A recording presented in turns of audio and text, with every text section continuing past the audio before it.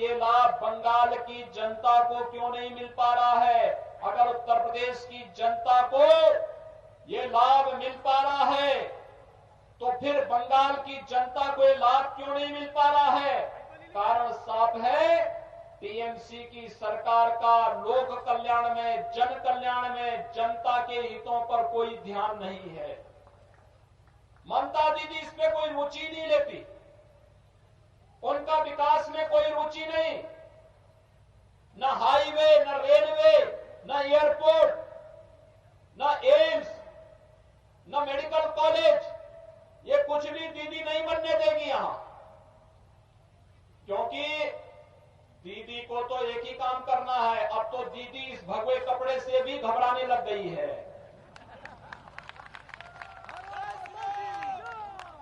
ममता दीदी को मालूम होना चाहिए ये भगवा भारतीय संस्कृति का प्रतीक है।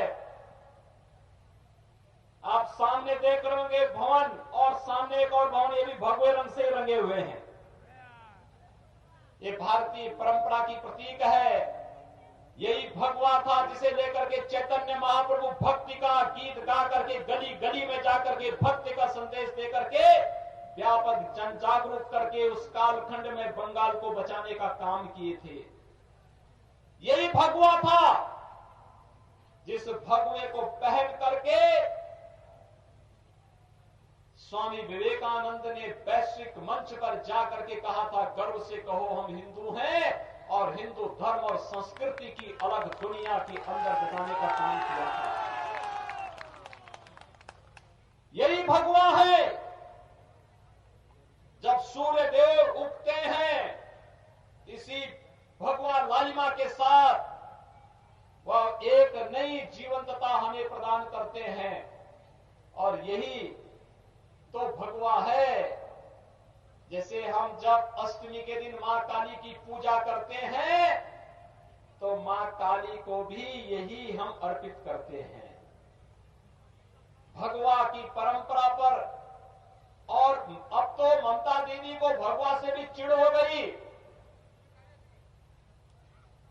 और वह भगवान राम से भी चिढ़ने लग गई है। अब वो कहती है कि जय श्री राम नहीं बोला जाना चाहिए। ममता दीदी को मालूम होना चाहिए कि उत्तर प्रदेश के अंदर भी एक सरकार थी, वह भी जय श्री राम के नारे को बैन करना चाहती थी। उत्तर प्रदेश की जनता ने उस पार्टी की जबान को बंद कर दिया है और आज उत्तर प्रदेश के अंदर भारतीय जनता पार्टी की सरकार है। जब भी श्री राम के जय जयकार करने पे कोई सरकार रोक लगाएगी तो जनता भाजपा को फिर सत्ता में लेकर के आएगी।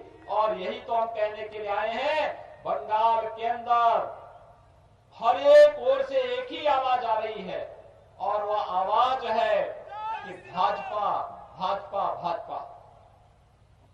मोदी जी के नेतृत्व में आज पूरा भारत एक भारत श्रेष्ठ भारत की परिकल्पना को साकार कर रहा है।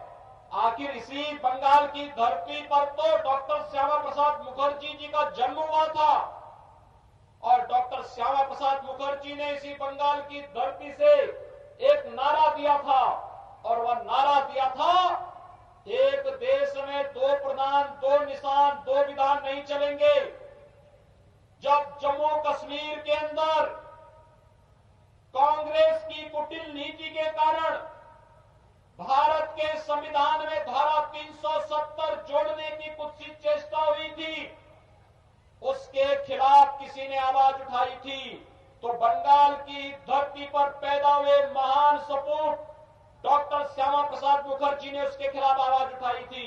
और भाइयों बहनों, डॉक्टर मुखर्जी के उस सपने को साकार करने का काम किया है प्रधानमंत्री मोदी जी ने और गृह मंत्री अमित शाह जी ने, जिन्होंने कश्मीर में धारा 370 समाप्त करके आज जम्मू कश्मीर के अंदर एक व्यवस्था बना दी है कि अगर 24 परगना क्षेत्र के नौजवान भी जम्मू कश्मीर में जमीन खरीदना चाहेंगे तो उनको वहां पर इसकी पूरी स्वतंत्रता होगी, कोई उसे रोक नहीं सकता है। भाइयों बहनों, आज देश के अंदर आतंकवाद के खिलाफ लड़ाई कैसे लड़ी जानी चाहिए, कार्य प्रधानमंत्री मोदी जी के नेतृत्व में देश लड़